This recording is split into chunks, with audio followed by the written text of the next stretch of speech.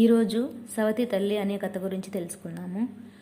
రాహుల్ చిన్నప్పటి నుండి తన తల్లి టీబీతో చనిపోయిందని కుటుంబ సభ్యులందరూ అనటం వింటున్నాడు. రాహుల్ తండ్రి స్థాయికి మించి వైద్యం చేయించాడు. ఎలాంటి లోటు చేయలేదు.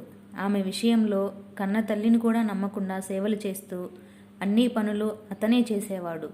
కానీ ప్రయత్నం అంతా మట్టిలో పోసిన పన్నీరులా అయిపోయింది.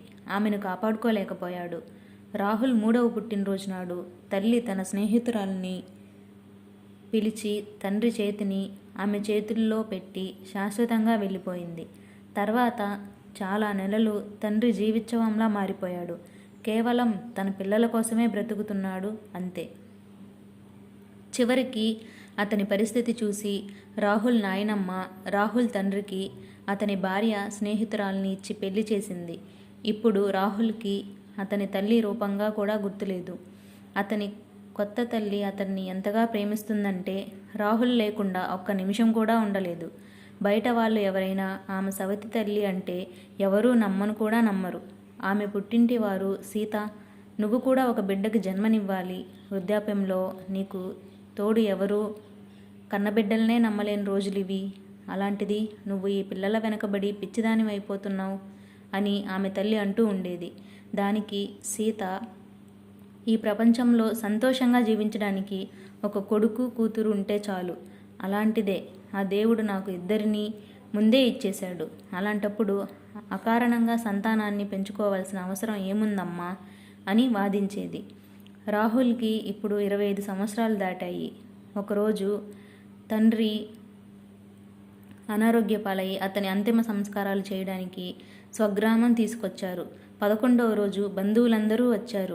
అందరూ రాహుల్కి ధైర్యాన్ని ఇచ్చే 4 మాటలు చెప్పే నెపంతో అతని పక్కకు తీసుకెళ్ళి, బాబు, ఇల్లు, వాకిళ్ళు, స్థలాలు, పొలము, పుట్ర ఏదైనా ఉంటే నీ పేరు మీదకి మార్పించుకో. అందరి ముందు అడుగు, లేకపోతే అన్నీ ఆమెకే చెందుతాయి. ఆమెకు ఎటువంటి సంతానం లేదు. ఏ రోజైనా అన్నీ అమ్మేసుకుని ఆమె పారిపోయిందంటే మీ అన్నా చెల్లెళ్ళిద్దరూ ఏం చేస్తారు అని చెప్తూనే ఉన్నారు. ఎవరైతే వాళ్ళ కష్టసుఖాల గురించి ఏనాడూ పట్టించుకోలేదో వాళ్ళకి ఇప్పుడు ఇంత బాధ్యత ఎక్కడిదో అతనికే అసలే అర్థం కాలేదు. కొందరు ఆస్తుల గురించి మాట్లాడితే మరికొందరు సవితి తల్లి నుండి దూరంగా ఉండమని చెప్పారు.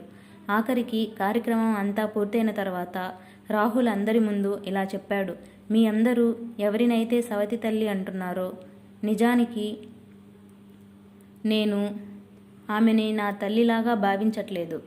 అనగానే అక్కడ ఉన్న వాళ్ళందరూ మొహాలు వికసించాయి. నేను ఆమెని నా సర్వస్వం అనుకుంటున్నాను. ఈ రోజు నుండి నా తల్లి, తండ్రి రెండూ ఆమె. ఇక మీదట నా తల్లికి వ్యతిరేకంగా మాట్లాడితే నాతో బంధం తెగిపోయినట్లే అని అర్థం చేసుకోండి అని గట్టిగానే చెప్పాడు. దగ్గరగా 500 మంది ముందు రాహుల్ సవతి తల్లిని హత్తుకుంటే అతని భుజాలపై తలపెట్టుకోవటం చూసిన అందరి కళ్ళు చెమర్చాయి. అందరూ సవతి తల్లులు చెడ్డవాళ్లే ఉండరు. Thank you for watching. Please like and subscribe friends.